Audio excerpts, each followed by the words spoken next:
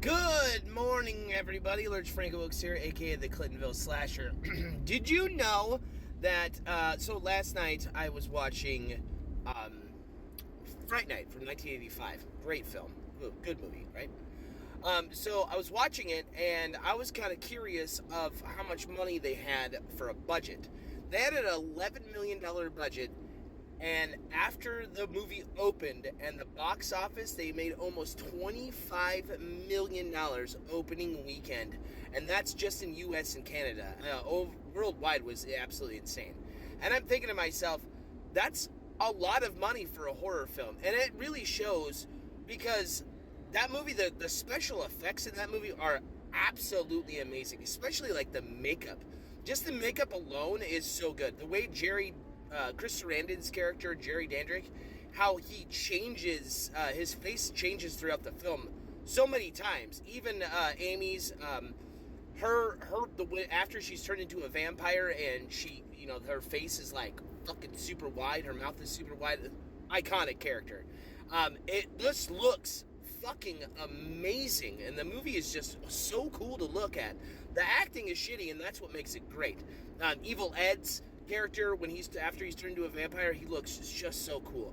The two things that bother me the most about this is, why is Evil Ed turning into a wolf? That makes no sense to me. But his death scene's awesome. It's slow and melodic, and the way he turns back into a person is just crazy.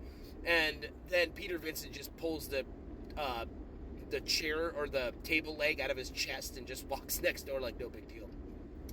The other thing I don't understand is Jerry's roommate.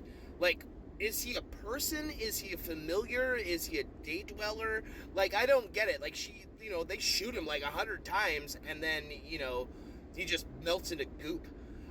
So I never really understood those two, because that didn't make any sense to me. But it's still awesome looking. I mean, like, when his roommate melts is fucking awesome. I mean, it is such a cool fucking scene, and the fog they used in all of it just looks fucking dope as shit.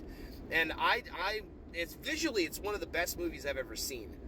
Visually, it's amazing, and I could see why Lost Boys was a little bit more popular, because it had a little bit more of a budget, it had bigger actors, and it was a better story. But the practical effects wise, this movie was fucking awesome. Especially when Jerry Dandrick dies at the very end and they're breaking the windows and he gets burnt by the sunlight. I mean, that part is so cool, how he turns back into a bat. Dude, the movie is visually, it's the best vampire film ever. If you go off just visuals, the best vampire movie ever made.